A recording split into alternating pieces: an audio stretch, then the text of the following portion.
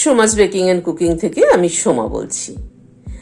আমাদের এই কর্মব্যস্ত জীবনে আমাদের হাতে কিন্তু সময় খুব কম। সময় কম থাকার জন্য আমরা চেষ্টা করি কম পদে কি করে পুষ্টিকর খাওয়া যাবে, সেটাকে মাথায় রেখেই কিন্তু আজকের এই মেনুটা আমি সিলেক্ট করেছি। গরম গরম ভাতের সাথে ওল মাখা। এই ওল মাখাটা কিন্তু খেতে দারুণ।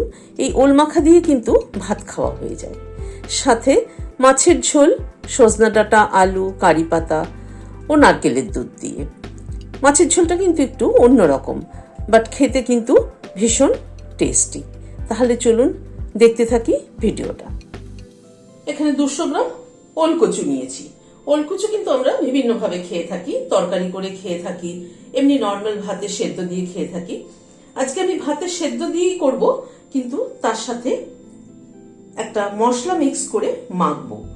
সেটা খেতে কিন্তু ভাতের প্রথম পাতে দারুণ লাগে। প্রথমে ওলকচুটাকে কেটে টুকরো করে নিচ্ছি, নিয়ে তারপর সেদ্ধ করে নেব।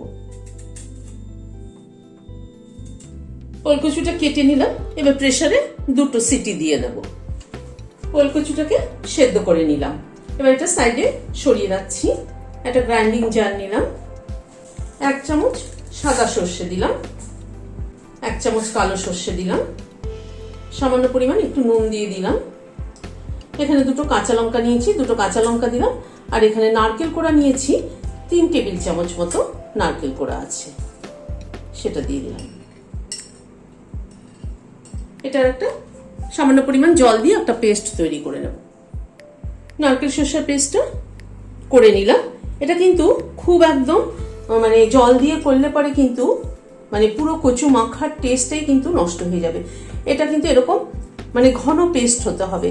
এটার মধ্যে আমি মোটামুটি 5-6 চামচ মতো জল দিয়েছি। এবারে কচুটার মধ্যে এই পেস্টটাকে দিয়ে দিচ্ছি।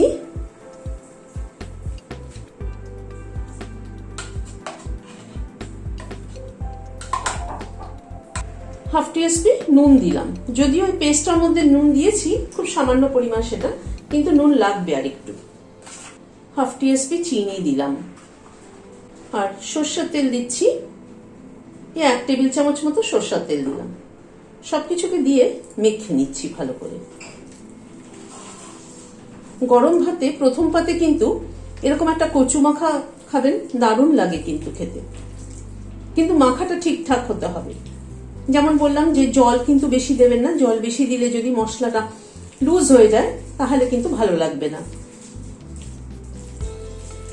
আর সরষের তেলের পরিমাণটা একটু পরিমাণ মতো দিতে হবে। সরষের তেল এখানে আরেকটু লাগবে মনে হচ্ছে।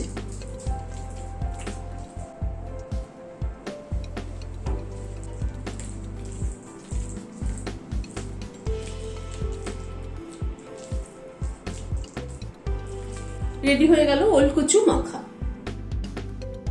এখানে 4 পিস রুই মাছ নিয়েছি। রুই মাছটা প্রথমে একটু নুন আর হলুদ দিয়ে মাখিয়ে নেব। সাথে একটু লেবুর রস অ্যাড করছি।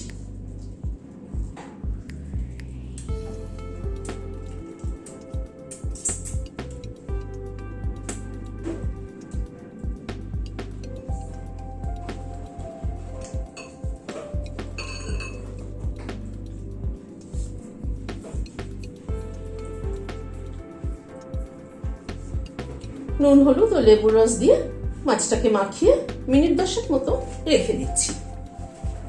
গ্যাসে কড়াই বসিয়েছি, সরষের তেল দিচ্ছি।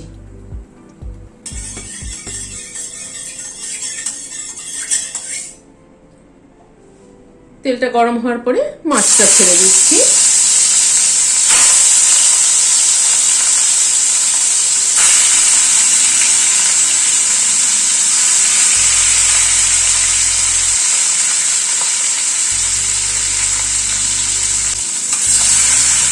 মাছগুলো একটা পিঠ হয়ে যাওয়ার পরে উল্টে দিচ্ছি।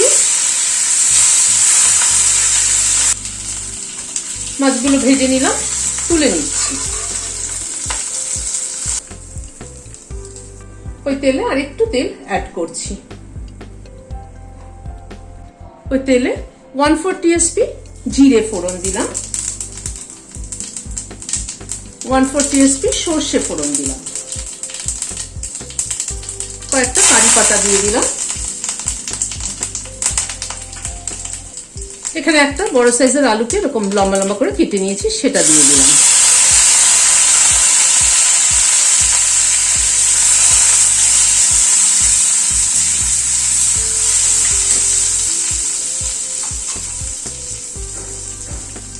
খানিকটা সজনা ডাঁটা কেটে নিয়েছি, এখানে 3টে সজনা ডাঁটা আছে, সেটা দিয়ে দিলাম। সজনা ডাঁটা আলু দিয়ে কিন্তু মাছের ঝোল খেতে কিন্তু দারুণ লাগে, পাতলা মাছের ঝোল, কিন্তু এটাতে আমি আজকে একটুখানি অন্যরকম ভাবে করছি, দেখতে থাকুন।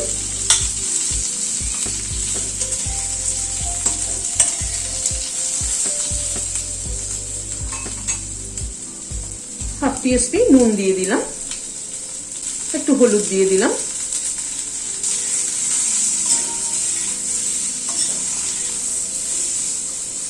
সজনে ডাঁটা আর আলুটাকে একটুখানি ভেজে নেব। সজনে ডাঁটা আর আলুটাকে একটু মিনিট 2-3 মতো একটু ভেজে নিলাম। একটা টমেটো কুচি করে নিয়েছি, সেটা দিয়ে দিলাম।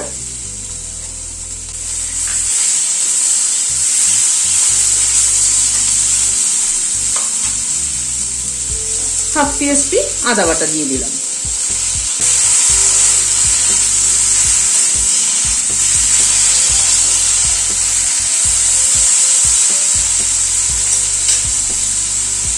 হাফ টিস্পুন ধনের গুঁড়ো দিলাম, হাফ টিস্পুন জিরের গুঁড়ো দিলাম, হাফ টিস্পুনও কম কাশ্মীরি রেড মির্চ দিলাম।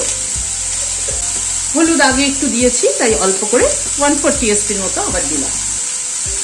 অল্প একটু গরম জল অ্যাড করছি।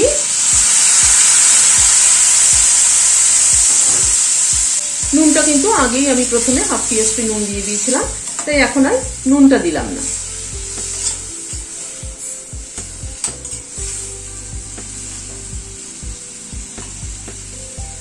মশলাটাকে একটু ডাঁটা ও আলুর সাথে কষিয়ে নেব। এখানে 2টো কাঁচা লঙ্কা চিড়ে দিয়ে দিলাম।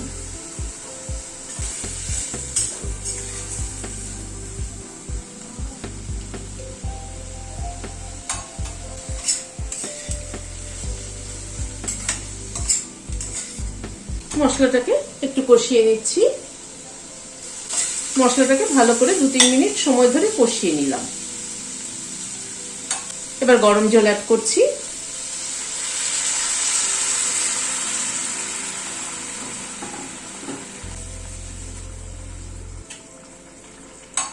আর এখানে নারকেলের দুধ অ্যাড করছি। এটা ওই নারকেলের যে পাউডার মিল্কটা কিনতে পাওয়া যায়, সেটা দিয়ে আমি গরম জলে গুলে নিয়ে দুধটা তৈরি করেছি।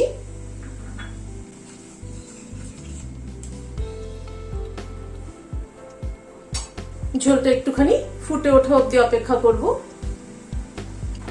লাস্টে আর কটা কারি পাতা অ্যাড করে দিলাম ফ্লেভারের জন্য।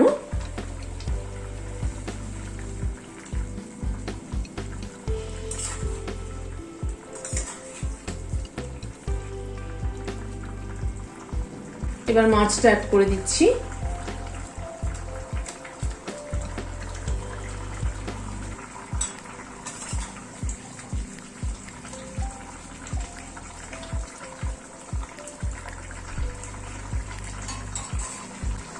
মিনিট 2-3 মাছটা ঝোলের সাথে ফুটলো।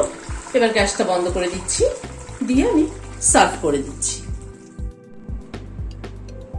আমার আজকের এই ভিডিওটি আপনাদের কেমন লাগলো আমাকে কিন্তু অবশ্যই কমেন্ট বক্সে জানাবেন।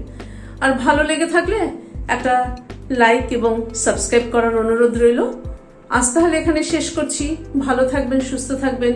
দেখা হচ্ছে আবার পরবর্তী ভিডিওতে। নমস্কার।